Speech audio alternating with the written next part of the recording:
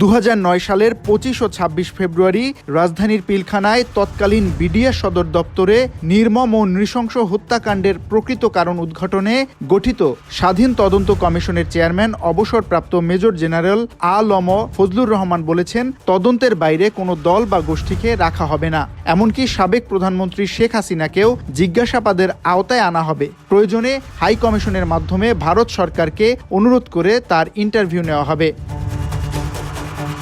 সোমবার রাজধানীর রাওয়া কনভেনশন সেন্টারে এক মত বিনিময় সভায় এসব কথা বলেন তিনি।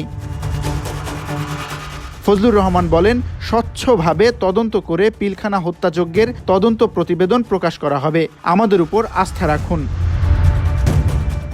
তিনি আরও বলেন, তদন্ত করে এমন দৃষ্টান্ত রেখে যেতে চাই যাতে 25 ফেব্রুয়ারির ঘটনা আর না ঘটে। তদন্ত কমিশনের চেয়ারম্যান বলেন, বিডিআর হত্যাকাণ্ড কোনো ধরনের বিদ্রোহ ছিল না, এটা ছিল সেনাবাহিনীর বিরুদ্ধে ষড়যন্ত্র। এর মাধ্যমে বিডিআর, সেনাবাহিনী ও দেশকে দুর্বল করে দেওয়া হয়েছে। VOD Bangla news desk.